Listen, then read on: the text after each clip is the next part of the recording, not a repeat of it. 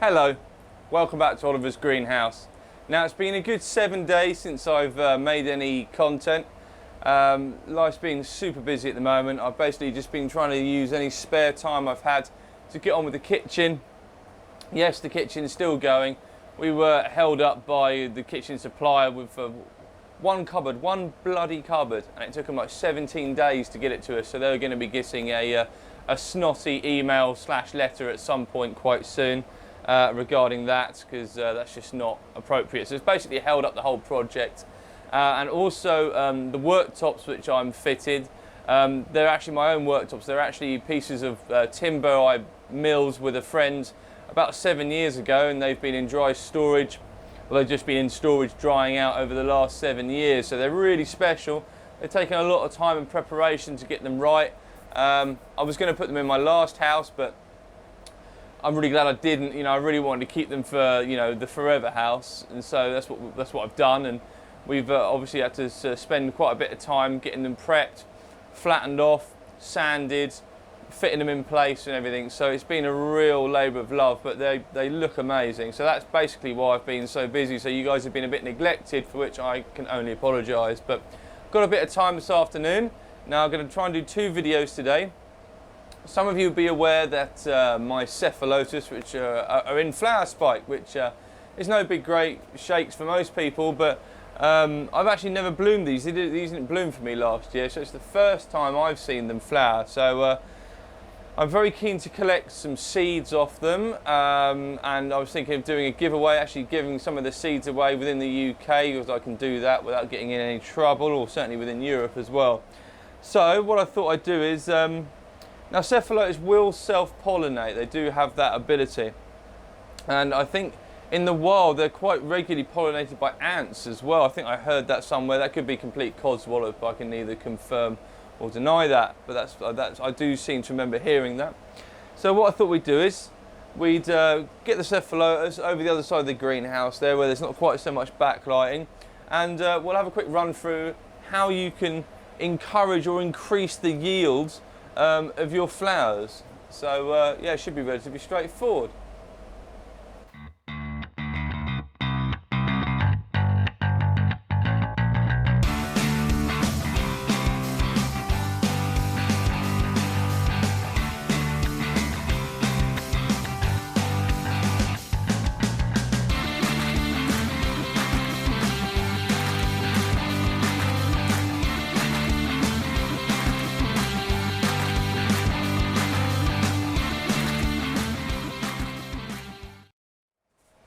Okay, so here are my 2 pots of Cephalotus. You have to excuse the noise. I've got to have the swamp coiler on in here, or this place heat. It's basically a plastic box, so as soon as the sun's on it without any sort of aeration, it just becomes death for orchids. So unfortunately, we have to have the swamp cooler on during this. So these are my 2 pots of Cephalotus. Now they're looking great at the moment, and they've got, this one's got 1, 2. We'll have a look in a minute. 1, 2, 3, 4, 5. They've each got 5 flower spikes on them, and they're really tall. They've got to be approaching 600 mil, maybe even more in length. So it's going to be quite tricky to see. So I've got to make sure I'm going to put my hand behind it so the camera will focus on the actual flower, not all the orchids behind. So hopefully we'll be able to look. So I'll do a quick pan up, and it'll give you an idea of how long these flower spikes actually get. Okay, so here are the plants next to my hand. And here you can see the bottoms of the flower spikes. If I pan up, you can see how tall these actually are. I mean, it's right the way up here. That's got to be almost 2 foot quite easily. And they have really quite pretty flowers. If I move you guys forwards, up nice and close, like this, and then use the windy elevation screw, you guys should go up in the air like this. So this is the tallest spike, so it's probably like the worst one to show you. But what I'm going to do is I am going to zoom right in on it like this. And then I'm going to put my hand behind it. There. So you should be able to see that relatively clearly now. So it's got these pretty little white flowers that come out of like a flower head cluster held on these long upright stems. So yeah, really, you know, not unattractive at all. So the normal process of pollination, the pollen's going to get from the anther to the stigma, in the flower, where it then travels down through the style to the ovule, where it then basically starts the process of becoming a seed. So what we need to do, and these, once I said before, these plants are quite capable of doing this on their own, but we're going to encourage that a little bit, and I'm sure this camera's going to unfocus a minute. I'll take my hand away, but what I'll do is I'll zoom you out so it's a little bit easier to see. Hang on a minute, guys. There we go. Right, so what we're going to do to simulate the action of an insect pollinator, we're going to be using a paintbrush. Now it should be relatively straightforward. All we're going to do basically, using the paintbrush, hopefully this remains in focus, is we're just going to paint, just very carefully, inside the flowers like that. And what that's going to do is that's going to encourage that pollen to move around the calyx of the flower and end up where it needs to. You can already see, if I hold my hand up there, hopefully you can see that. It's already starting to come off on the end of the brush there quite a lot. So we picked up quite a lot of pollen. Now both these plants came from two separate vendors, so I'm relatively sure they are genetically dissimilar to each other, which I understand that will help in the pollination process. So we're just going to, once we've painted these off over here, we're just going to zoom out again. There we go, and we'll have a look and see whether some of the others are out as well, because down here we've got some more. There's another one just here that we can do this to. Just going to give it a little tickle. And then hopefully these will form seed capsules. They're not really fully open. Over on the other plant we have some more. So I've got a very pollinated paintbrush at the moment. If we pick up and move over this way, like this, we have got, just in shot, oh, you guys are at a really weird angle. That must feel most peculiar. Sorry about all this, bit of jiggering around. Right, nice camera ship, Oliver. That's what keeps the customers coming back, cameramanship.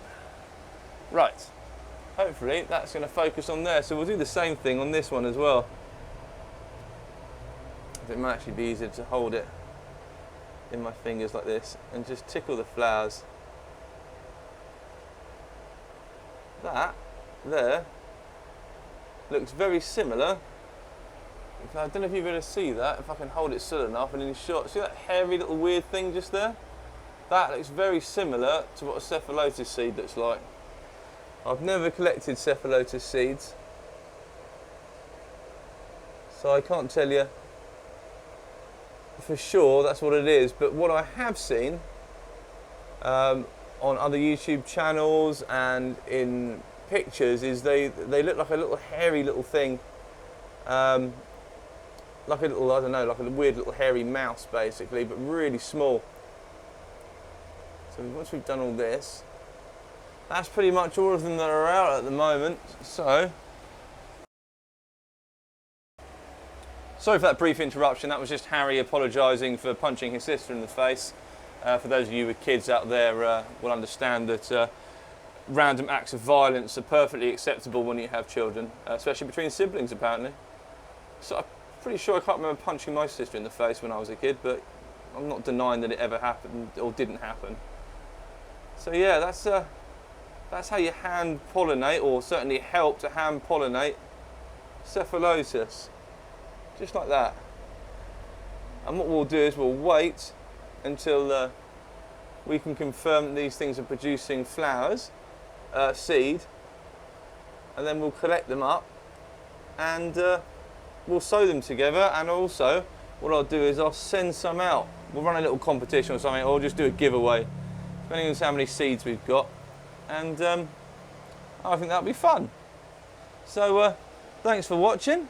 That's all we're going to be doing today. Let's zoom you guys out. Whoop. Last little look at the Cephalotus. There they are, my two pots down there. Terrifying close up of me. So thanks for watching. I really hope you've enjoyed this little video. It's only a little quick one. I've got another video to do straight away though, because I may or may not have purchased more orchids. So that'll be fun and exciting. Thanks for watching. For all of you who support me on Patreon as well. Thank you ever so much. It's hugely appreciated. Does sort of make life, doesn't take the edge off, only a little bit, but it does take the edge off, and it certainly doesn't go unnoticed. So thanks again. See you next time.